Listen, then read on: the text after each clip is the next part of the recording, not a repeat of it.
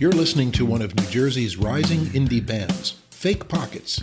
My guest today is lead singer, composer, and guitarist Devin Alana, a native of Freehold, New Jersey, and an artist who found her voice in an unexpected place. Here's the original song Maybe from their album on Mint 400 Records, Magnolia Street.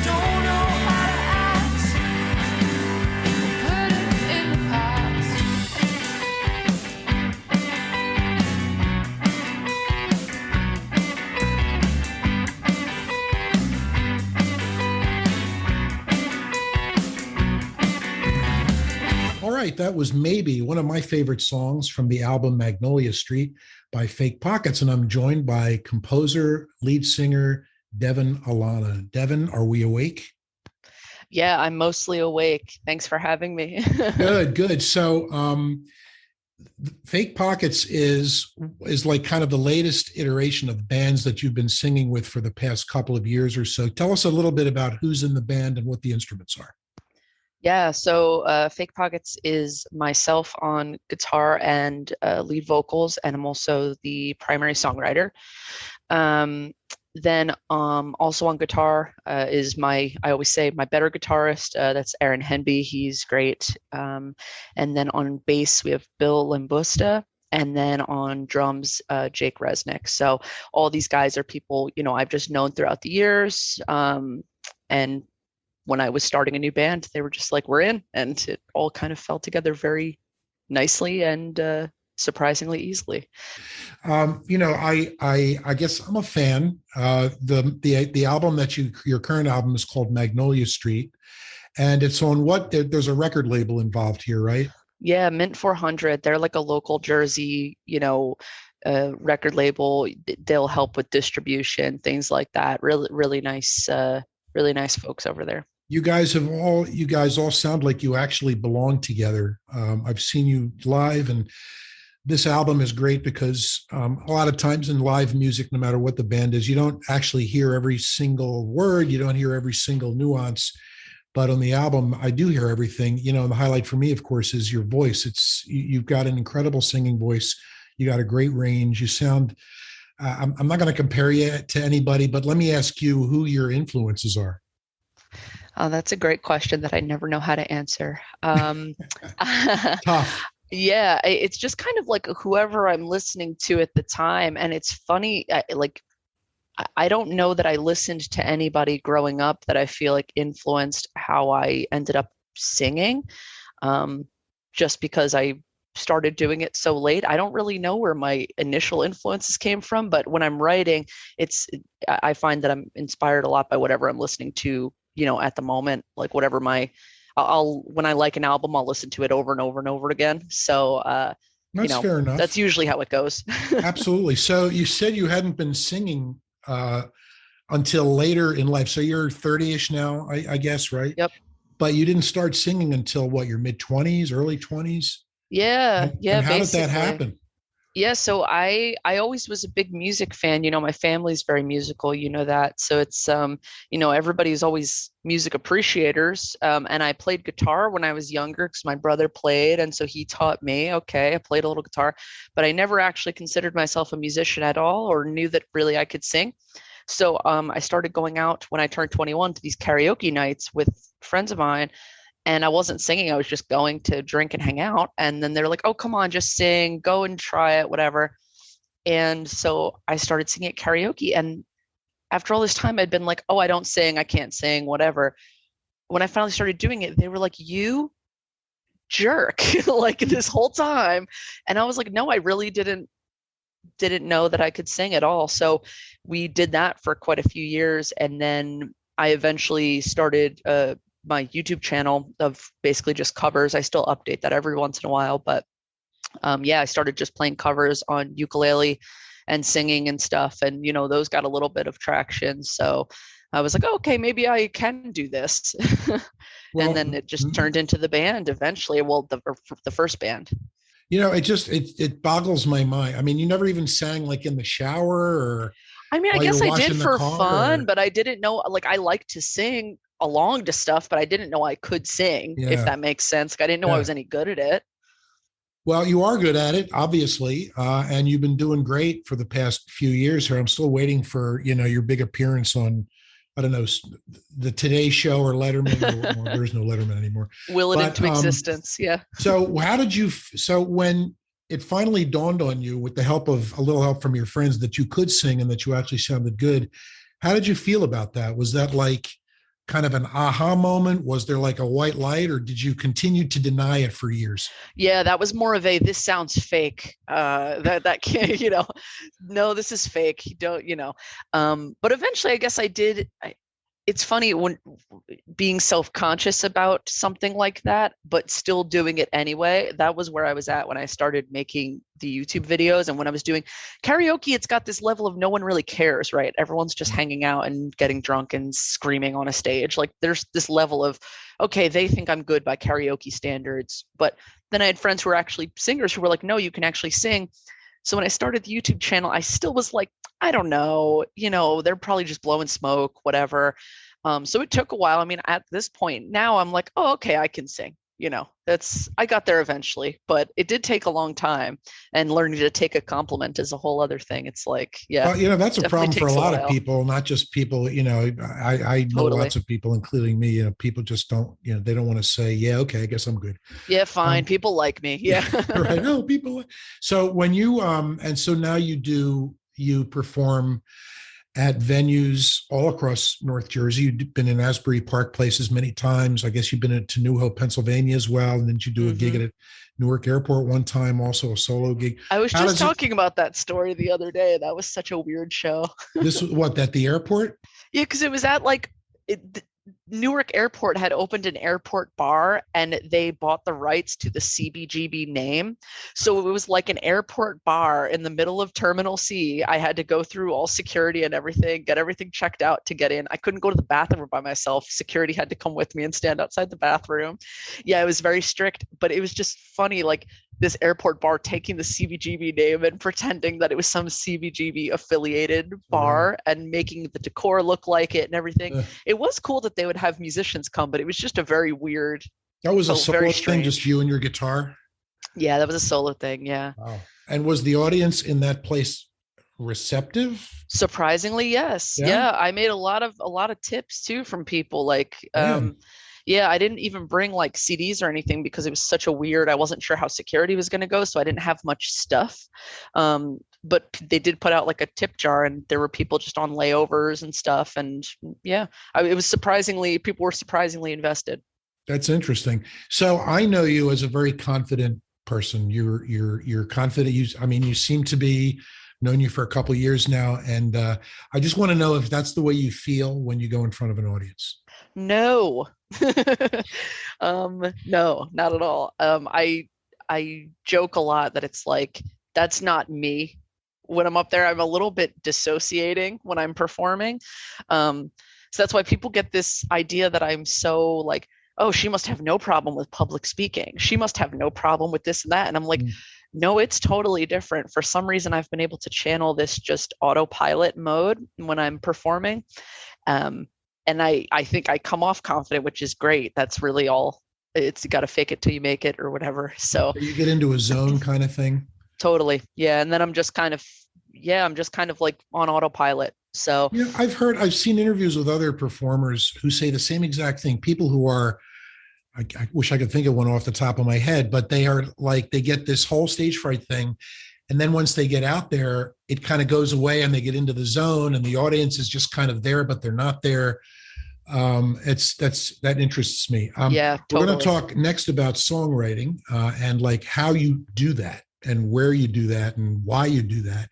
But first, we're going to play another song from Magnolia Street. This is another one of my favorites. And this one is called Darling. I also want to talk to you about kind of the theme of these songs. There's a little bit of a theme that runs through them as far as I can tell. And we'll talk about that. So, folks, here from Magnolia Street, Devin Alana and the tune Darling.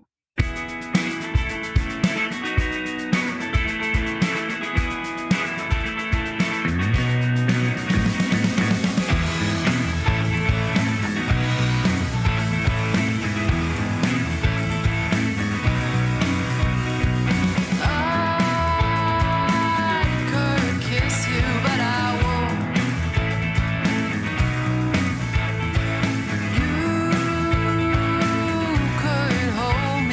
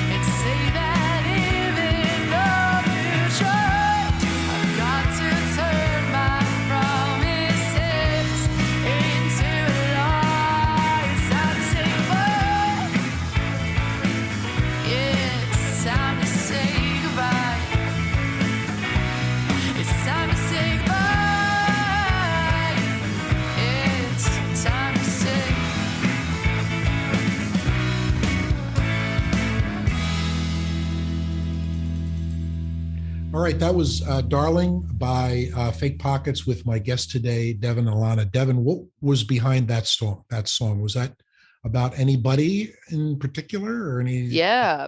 So you situation? you you had said you noticed a theme throughout the album. I had written I think all of the songs from that album while I was living on Magnolia Street in Highland Park with a couple of friends of mine. It was right after a breakup, a very long-term relationship breakup. So basically, that theme that you're sensing throughout all of it, yeah, yes, yes, it was kind of all about the same situation, but I kind of will sometimes think of a theme or an idea, and then by the time the song is done, it's not really reality anymore. It's just this kind of either I thought one thing sounded better than another, but I feel like these songs at the end, I don't know, music always ends up more dramatic than real life, right? And any art form always ends up more dialed up than when you start writing it or the feelings that inspired it. So, yeah. Well, some of the authors that I've interviewed for this podcast have written from places of uh, recovery. They've written from places of trauma. They were bullied as a kid. They learned to write as a kind of an escape, and then took it into later life as inspiration.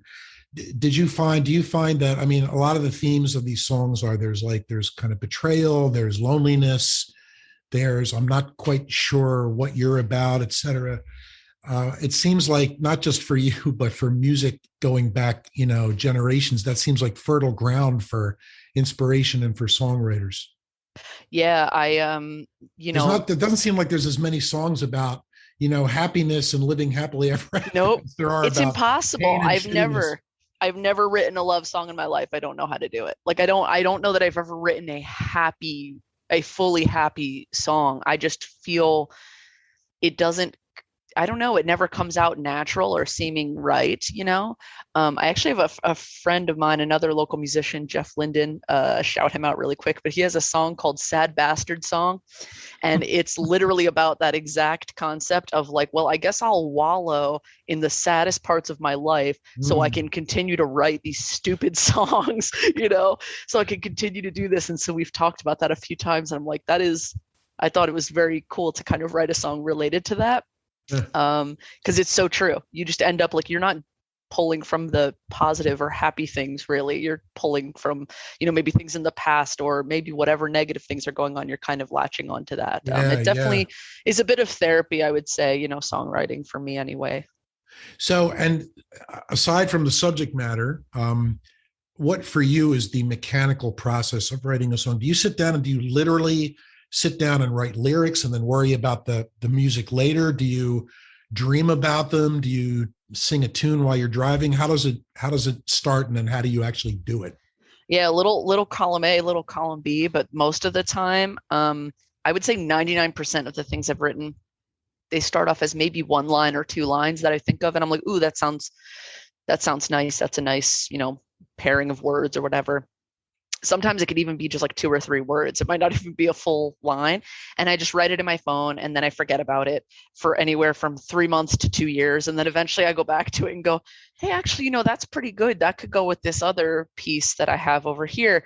And then forget about it again for another little bit of time. And then eventually that comes together into a full song at some point. It's rare that I sit and write lyrics and have a whole song done by the end of a session.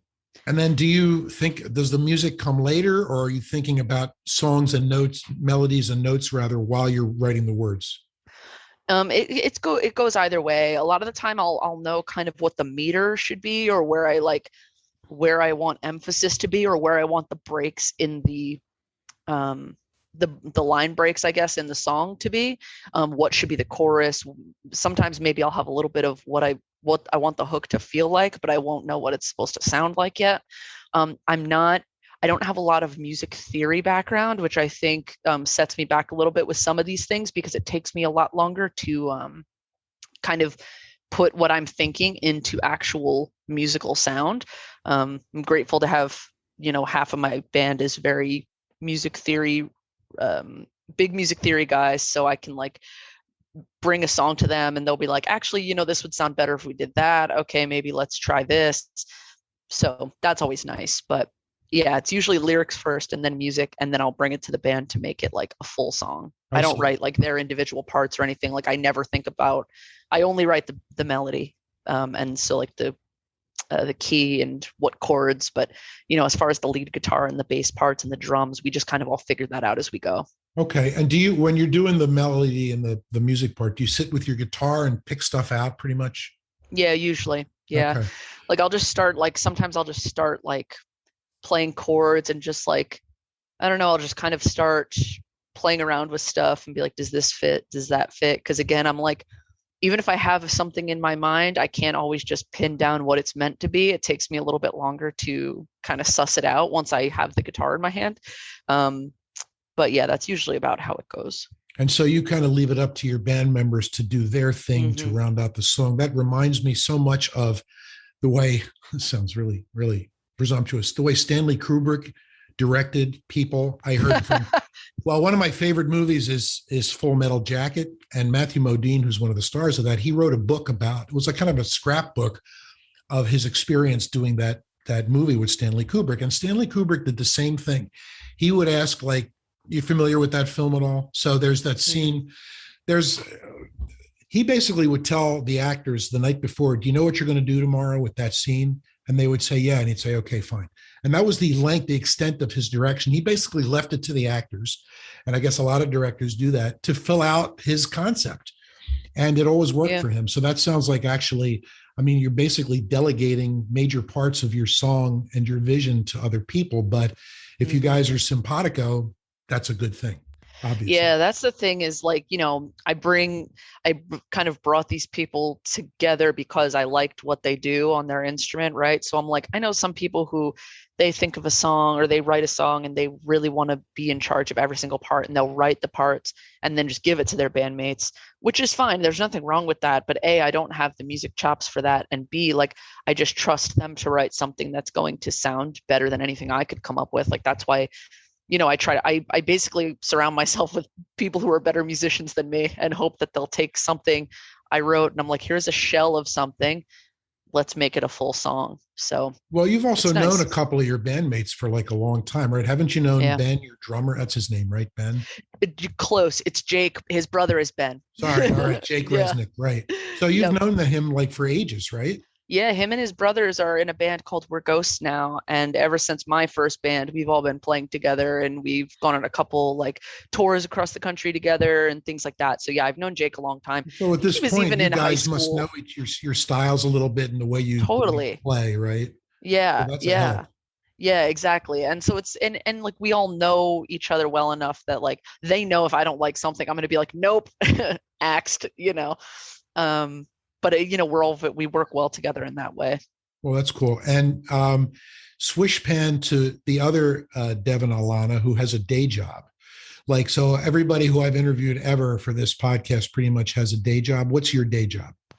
Yeah, I work at an IT company. I'm a customer success manager for data center integration projects. So basically, like my company builds out other companies' data centers, I and got so you. I'm like the You work customer from home contact. also, I work like from half the home. world does now. Hmm. Yep. Beautiful. I'll And never I go back to guess, an office again, I hope. and is now that COVID is winding down, is the band getting back out there again now and doing live stuff, or it's summertime coming up, et cetera? A little bit, yeah. It's been hard to get fully back in the swing. At least for me, I find it a little bit difficult to readjust now after COVID. But I think a lot of people are going through that. And we do have some shows lined up. We've played a few things since the world has opened back up more. We do have a show in New Hope in a few weeks. And a show in New York, and I think something in Asbury later in the summer, but I'm not totally sure on that yet. Right. So if people are interested, they can look up Fake Pockets, I guess Fake Pockets the band or Fake Pockets band either on Google or on Facebook. Yep, exactly. And they'll Fake get your Pockets schedule. Band is our tag on everything. That's our website, fakepocketsband.com. And once there's more information on those, the New York and New Hope shows, they'll be posted like, we put the event on Facebook and then that'll post everywhere and all that. And Magnolia Street is available at all the usual places, I guess. Anywhere you want to get it. Yep. Okay. That's beautiful. So we're going to end with another tune from Magnolia Street. It's a song called Stay. And just give us a brief thumbnail sketch of what this song is about. Yeah, this song is kind of about, God, everything's so grim when I talk about talk about actually the songs, but it's kind of just being in a relationship where you're like, I don't think we should be doing this anymore, but the other person's like, come on, we can keep doing it, and so you keep doing it, and then you're just like, why do I keep doing this? So that's this. So That's it's a song of introspection.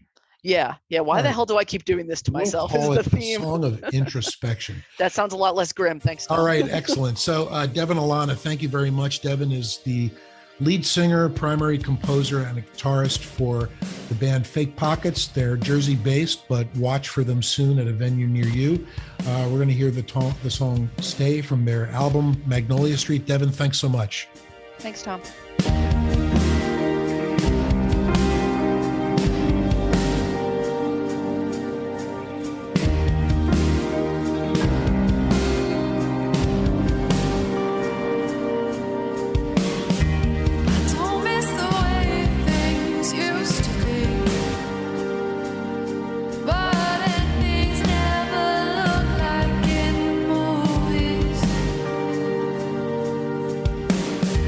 It's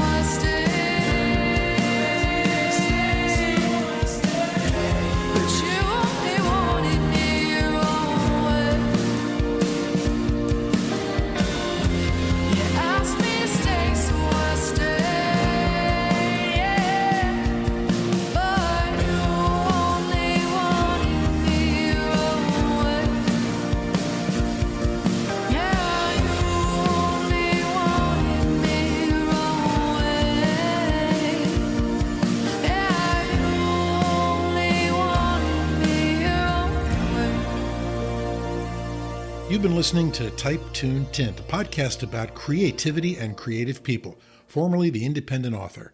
I hope you'll subscribe and join me next time. Hi, folks. Tom Krantz here. I appreciate you tuning in to my podcast, Type Tune Tint, and I especially appreciate those of you who have subscribed.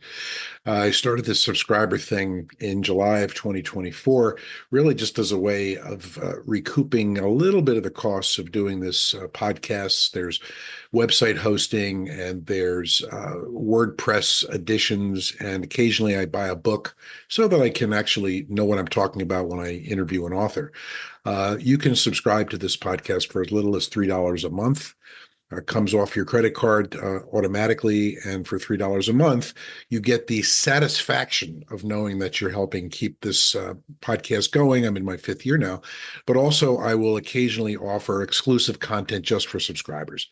So give it a shot. I appreciate you taking the plunge. You can unsubscribe anytime you want. If you have any questions or comments, of course, you know how to get in touch. So please subscribe, and I appreciate it. Thanks.